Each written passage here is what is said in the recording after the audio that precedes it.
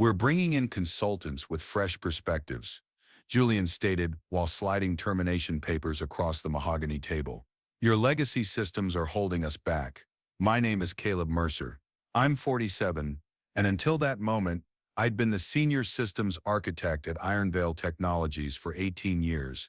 I built their core software platform from nothing but caffeine and code when we were just 6 people working out of a warehouse in Seattle. I nodded without emotion, taking the packet. I didn't argue or plead, just accepted the papers and said I understood.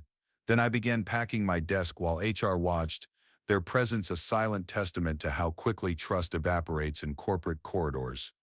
The new CEO had been with us for exactly 3 months. Young guy, barely 40, brought in by the private equity firm that acquired us last year. He wore custom suits and talked about streamlining operations and modernizing our approach. Never once asked me how the system actually worked. That morning, I'd watched him strut into the office with 2 consultants from some trendy firm in San Francisco. Didn't take a genius to figure out where things were headed. The writing had been on the wall in neon letters. 18 years, I'd turned down better-paying jobs, missed my son's baseball games, spent countless nights troubleshooting server issues while everyone else slept. I did it because I believed in what we built. The architecture wasn't just code to me. It was my legacy. They gave me 30 minutes to clear out. I took 15. Each item I placed in the cardboard box represented years of dedication now reduced to personal effects. My coffee mug with its ring of permanent stains, family photos in frames that had collected dust through system upgrades and company expansions. On my way out, I passed Donna from accounting. She'd been with me since the early days. Her eyes widened seeing my box of belongings, her face registering the shock I couldn't allow myself to feel yet. She asked what was happening, her voice low and concerned. I told her quietly it was time for fresh perspectives. The security guard walked me out. Tyler, a good kid whose father and I fished together on weekends. He looked at the ground, embarrassment radiating from his hunched shoulders as he apologized. I assured him it wasn't his fault. He was just doing his job. Another cog in the machine I'd helped build, and now was being ejected from. I drove home in silence. No music, no calls, just the steady rhythm of windshield wipers clearing the Seattle rain. The gray sky matched my mood, the familiar cityscape suddenly feeling alien, as if I were seeing it through different eyes. My wife Karen wasn't home yet. I set my box on the kitchen counter and pulled out my coffee mug, family photos, and a small external hard drive. Nothing company property. I'd been meticulous about that. One of many precautions I'd taken over the years. Then I made a pot of coffee and pulled out my personal laptop. The ritual of measuring grounds and waiting for the brew gave my hands something to do while my mind processed what had just happened. The rich aroma filled the kitchen, a small comfort in the disorientation of midday unemployment. I opened a folder I'd created years ago. Inside was documentation proving I'd written the core algorithm that powered Ironvale's entire platform on my own time, using my own equipment. The timestamp and copyright registration predated my employment contract by 6 months.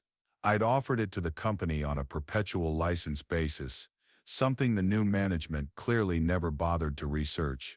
Their oversight, their mistake. I sipped my coffee knowing I wouldn't need to wait long. The first system would fail within days, not because I sabotaged anything, I'd never do that, but because the architecture required specific maintenance procedures only I fully understood. The consultants would change something thinking they were improving it, and the whole house of cards would collapse. I met Harold Voss in 2004 at a programming conference in Portland. We bonded over a shared frustration with existing inventory management systems.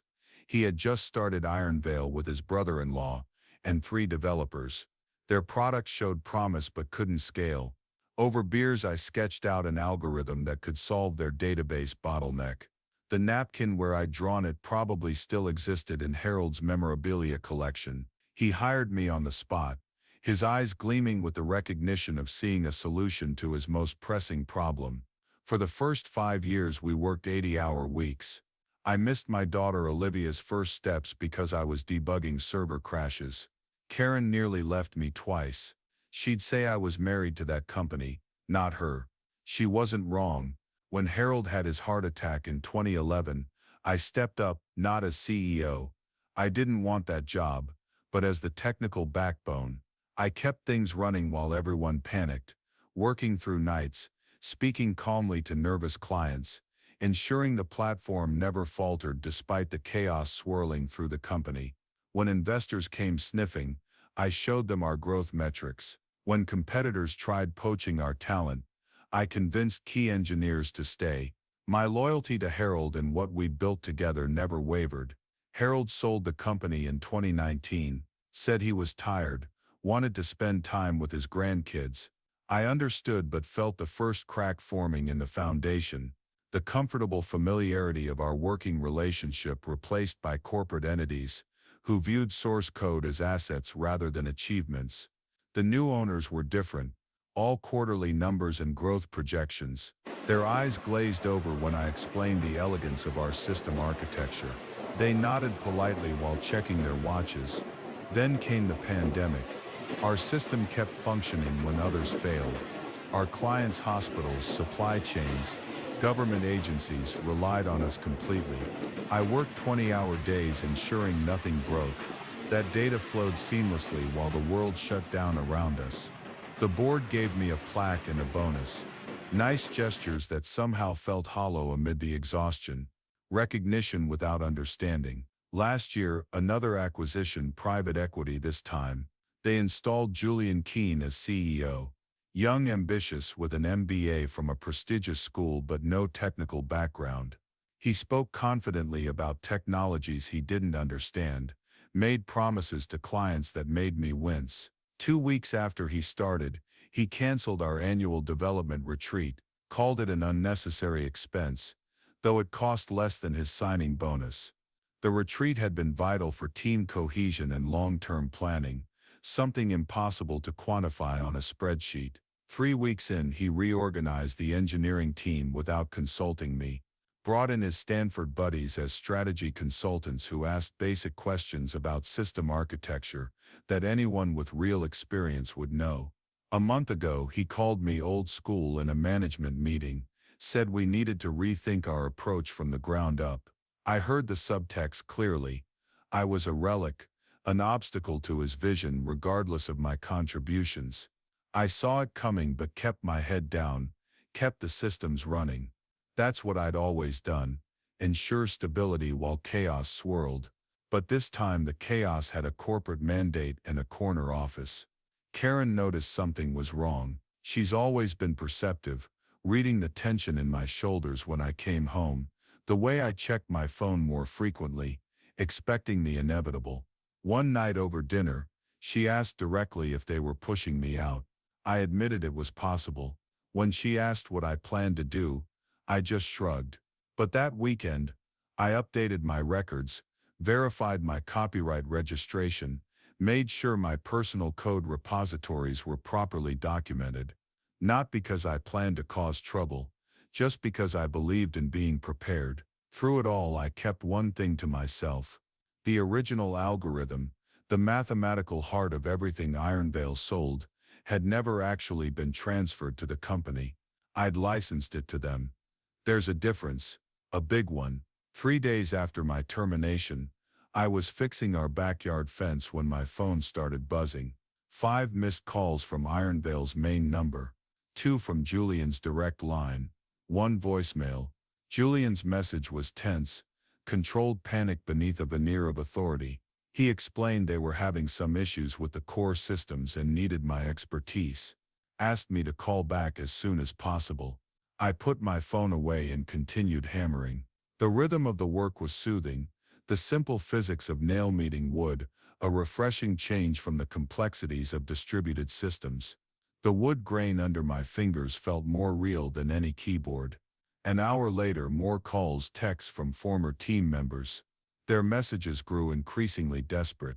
Systems crashing, nobody knowing what to do, the consultants breaking something in the main algorithm, clients threatening to pull contracts. I finished the fence, showered and made dinner for Karen and the kids. We watched a movie together. I turned my phone off. For the first time in years I was fully present with my family, not mentally debugging code while pretending to watch a film. The next morning I woke up to an email from Julian marked urgent consulting opportunity. He offered me $300 per hour to come in and assist with transition issues. No mention of what happened 3 days earlier. No acknowledgement of the termination, just a business offer as if nothing had occurred. I declined politely, citing prior commitments. The sense of power in that simple refusal was intoxicating. For 18 years I jumped at every urgent request, prioritized the company's needs over my own. Now I was choosing differently. By noon their legal team contacted me. The email was couched in formal language about proprietary technology and employee obligations, veiled threats beneath corporate speak. I forwarded it to my lawyer without comment. Let him decipher the legal posturing. My lawyer called me an hour later, laughter evident in his voice. He explained they clearly hadn't read my original contracts. The algorithm's copyright was registered to me personally, and I'd granted them a license that specifically prohibited modification without written consent. I was completely in the clear. That's when the reality truly hit me. 18 years, all that sacrifice, the missed recitals and birthdays, the sleepless nights, and they discarded me like outdated hardware, replaced me with consultants who couldn't even maintain what I'd built, let alone improve it. I walked to my home office and pulled out a business card I'd kept in my desk drawer for nearly a year. Elaine Winters, CTO of Meridian Systems. She'd approached me at a conference last spring, impressed with what Ironvale had built. Her interest had been genuine, her understanding of our architecture astute. She'd mentioned they'd create something special for me if I ever wanted a change. I'd been loyal then. Now I was free. I didn't call Elaine immediately. Instead I drove to Lake Washington and sat watching boats cut through the water. The lake stretched before me, sunlight glinting off gentle waves. For the first time in years, my thoughts weren't consumed by server loads or code deployments. My phone rang again. Julian. His voice held none of the confidence from our last meeting. Instead he sounded desperate, explaining that the situation was critical. When I remained silent, he continued, detailing how clients were threatening to leave, and the consultants couldn't figure out the system architecture. When he asked if I'd come back, I simply asked as what. He paused, clearly unprepared for the question, then offered a position as a senior consultant with appropriate compensation. I asked about the outdated legacy systems he'd been so eager to replace. Another pause, longer this time. He admitted they may have been hasty in their assessment. I watched a blue heron land gracefully on a dock across the water. Its patient stillness reminded me of debugging, the art of waiting, observing, understanding before acting. I told Julian I'd think about it, but I already knew I wouldn't be going back. Not as a consultant, not on their terms. On the drive home, my mind was quiet but resolute. The realization wasn't just that they needed me, it was that I didn't need them. The algorithm was mine. My skills were transferable. My knowledge was valuable. I had options I hadn't allowed myself to consider while blinded by loyalty. 2 days later, I accepted Elaine's lunch invitation. We met at a quiet restaurant in Bellevue, away from Seattle's tech district. The space was elegant but unpretentious, much like Elaine herself. After we ordered, she mentioned she'd heard about Ironvale's situation. Their systems had been unstable for nearly a week, and clients were getting nervous, especially the healthcare networks. I nodded but said nothing, sipping my water and letting her continue. She noted that while Ironvale had capable engineers, they lacked the architect.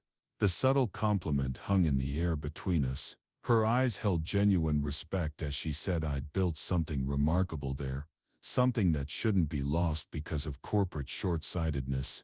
She slid a folder across the table. Inside was a job offer.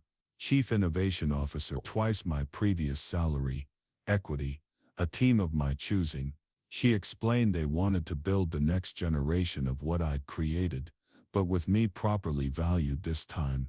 I told her I'd think about it, wanted to discuss it with Karen first. The offer was generous, tempting, but something held me back, a sense that there was another path, one I hadn't fully considered yet. When I got home, there was a black sedan parked outside our house. Two men in expensive suits stood on my porch.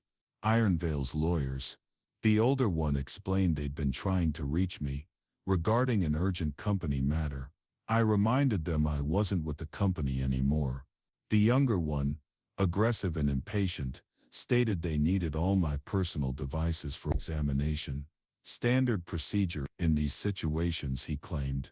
I knew what they were after, evidence that I'd taken company code or used company resources to develop my algorithm, something to invalidate my copyright claim. I handed them my attorney's card, making it clear I had nothing else to discuss. Their presence on my doorstep, the intrusion into my personal space, crystallized something for me. This wasn't just about code anymore. It was about dignity. That evening, Julian called again. His voice carried frustration, as he complained about my lawyer being difficult. Finally, he warned that this could get messy. Legal battles, public statements, things none of us wanted. When I asked what he wanted, his answer was immediate. Come back for 6 months full salary, help the transition team understand the systems, and we'd part ways amicably. The company would keep all rights to the technology, and I'd get a clean break. I informed him that the core algorithm was never Ironvale's property.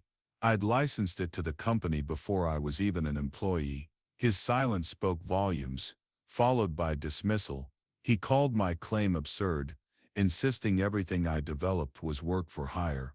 I suggested he check the original licensing agreement from 2004, which was still binding. He insisted such documentation didn't exist, that they'd been through everything. I mentioned that Harold kept a copy. I kept a copy. The Copyright Office had a copy. Evidence that couldn't be erased with a termination notice. After more silence, he said they'd need to verify that claim, his voice tight with suppressed anger. I told him to take his time.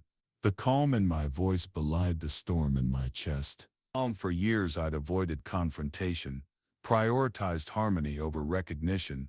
Now I was standing my ground, and it felt right. The next day they locked out all my former team members' access, while the consultants attempted a system rebuild. By evening 3 client servers had crashed completely. The architecture I'd carefully maintained for years was unraveling in their hands. Karen found me in the garage methodically organizing tools I hadn't touched in years. Each wrench and screwdriver placed precisely in its designated spot, a small order I could control amid the chaos unfolding elsewhere. She noticed something was happening, commenting that Ironvale seemed to be imploding. When she asked if that made me happy, I put down the wrench I was holding, considering the question honestly. I told her no, good people worked there who didn't deserve this upheaval.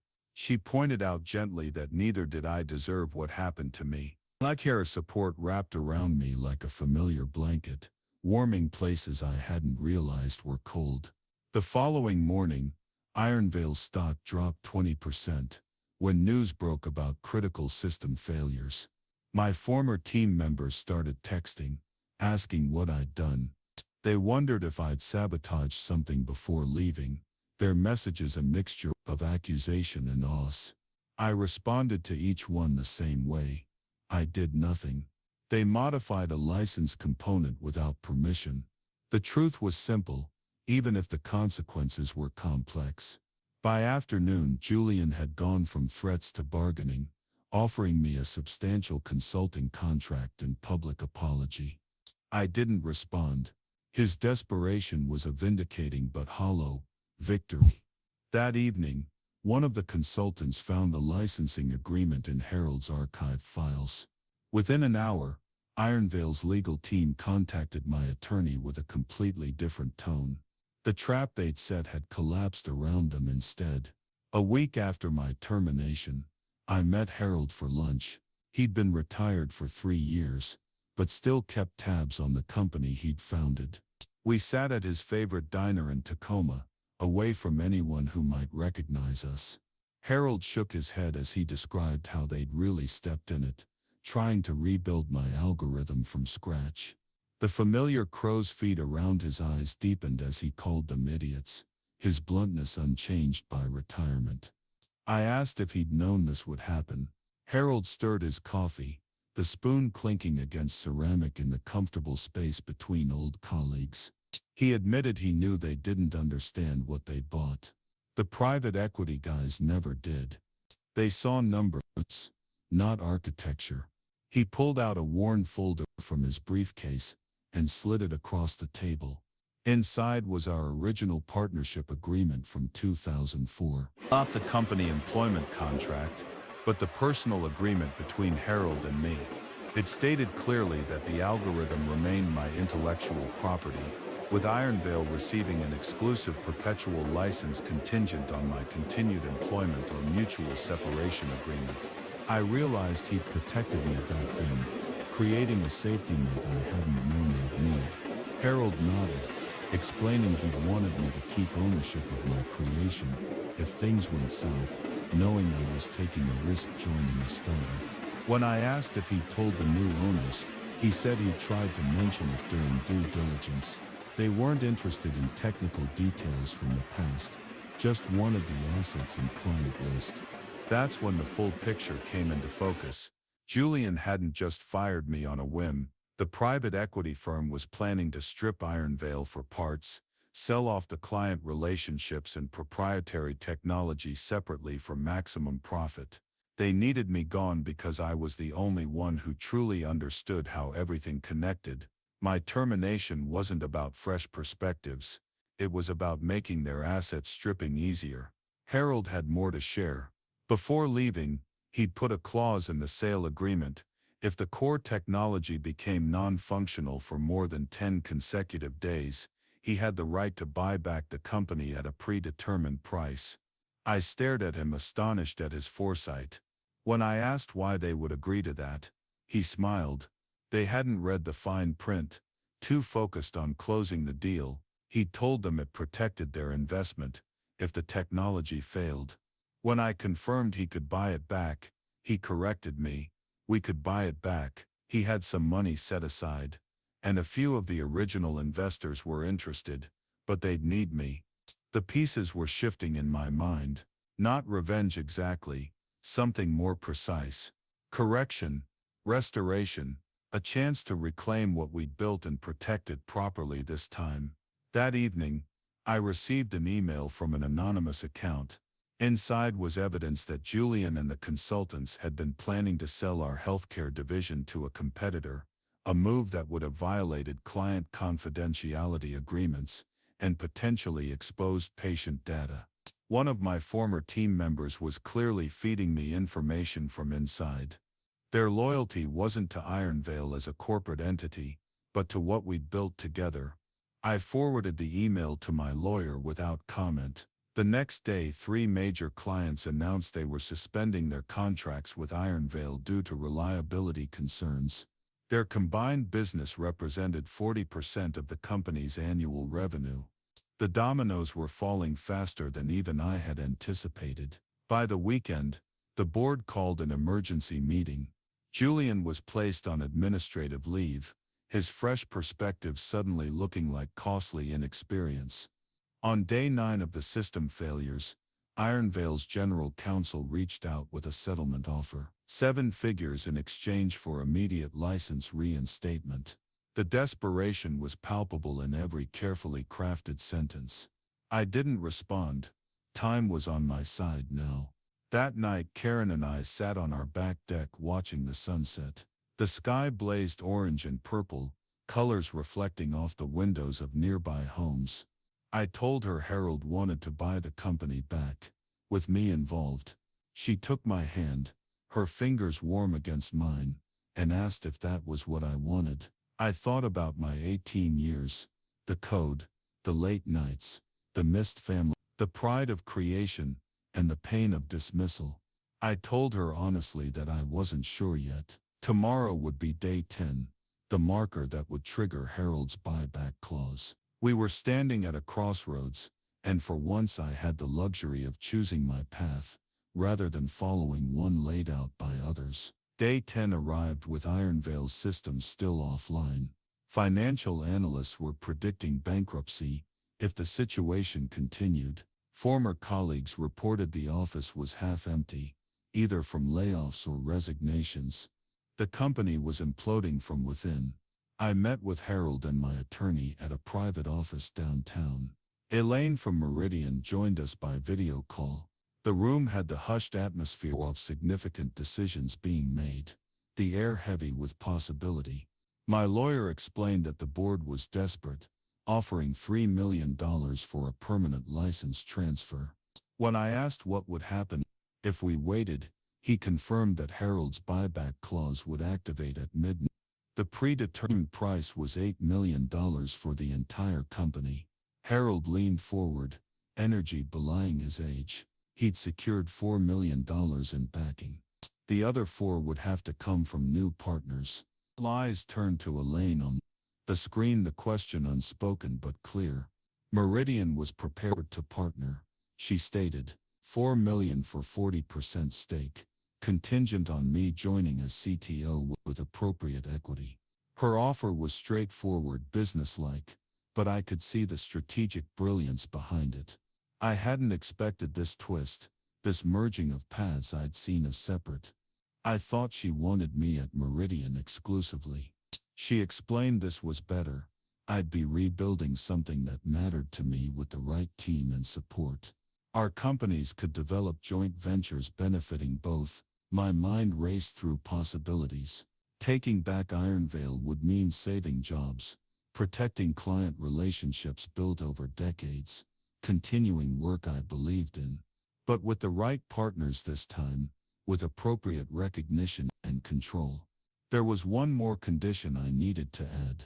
The current employees, many who stayed loyal despite everything, deserved protection. No layoffs for at least 6 months, and an employee ownership program.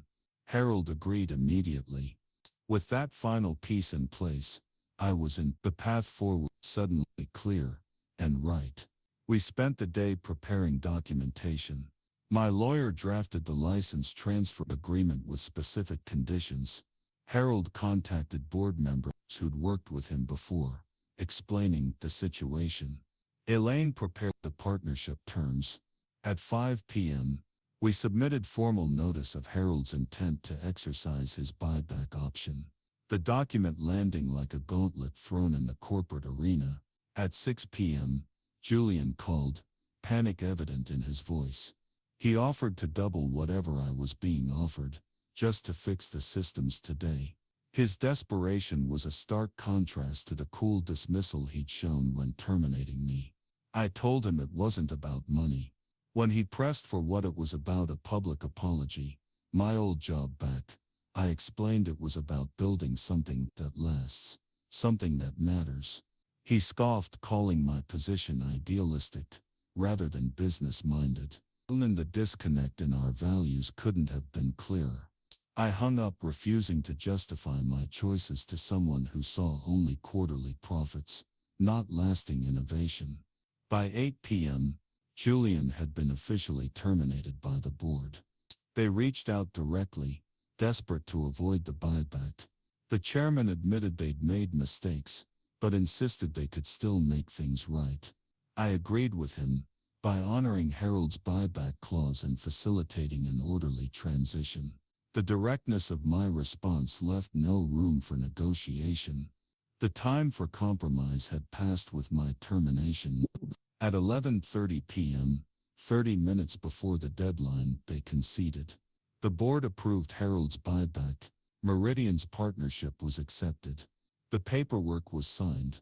At midnight, I sat at my kitchen table and wrote a simple email to my former team.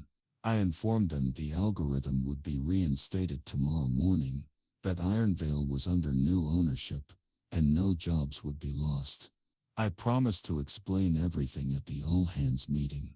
Karen sat beside me as I hit send, the soft blue light of the laptop illuminating her face. She noted that I was going back.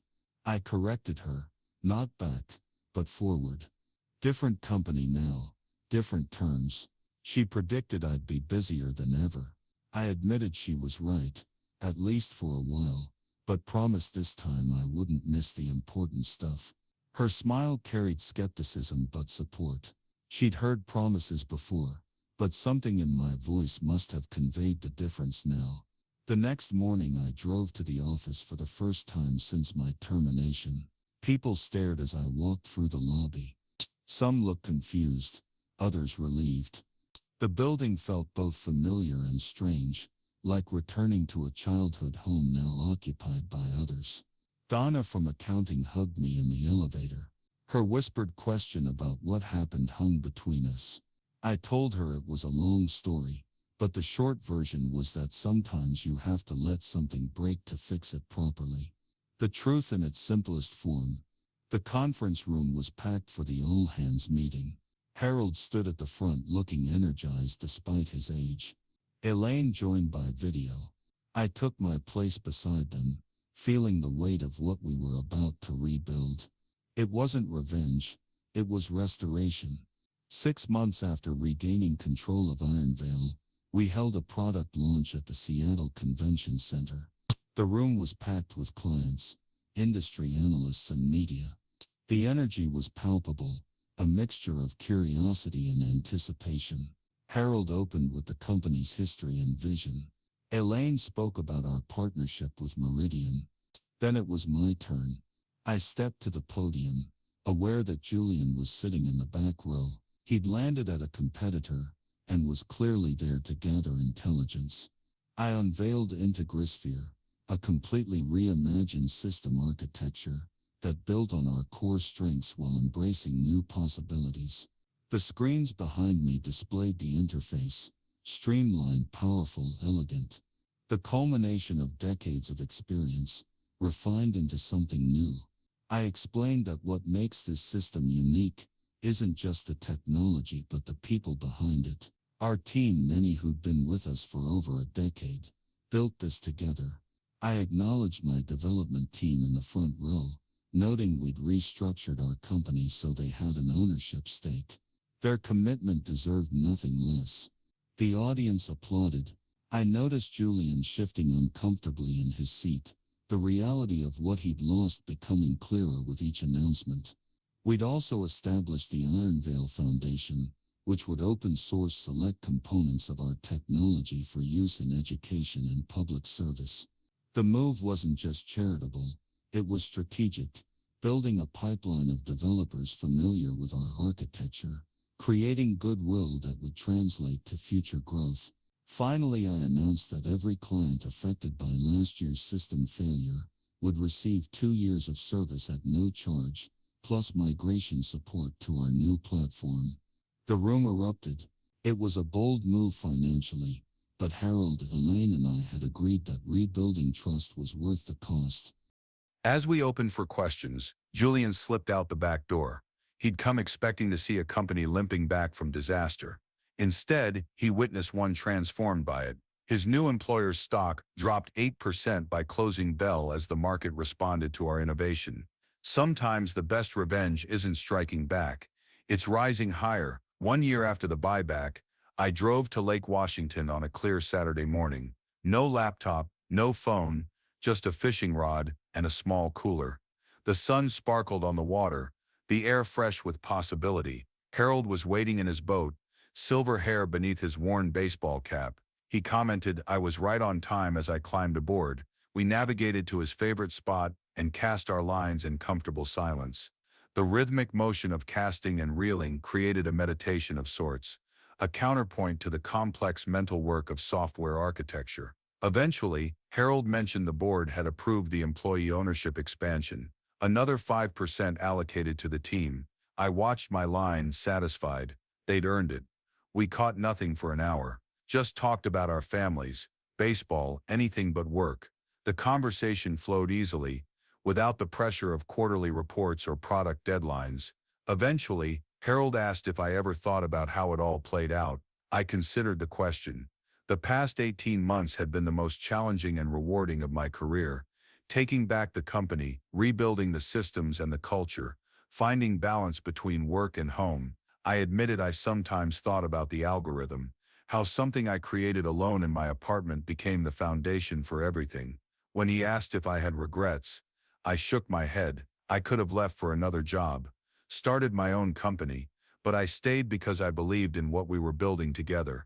Now I knew the difference between loyalty and ownership, between building something and belonging to it. My lines suddenly went tight. I stood carefully, reeling in a decent-sized bass. After we got it in the boat, Harold laughed, noting I still had the touch. The metaphor wasn't lost on either of us. Later, as we headed back to shore, I noticed the Ironvale building visible in the distance, its logo catching the sunlight. It wasn't the same company anymore, better in some ways, still finding its way in others, but it was ours. Not just mine, not just Harold's or Elaine's, everyone who built it piece by piece. Some things you can't own alone, some things you shouldn't.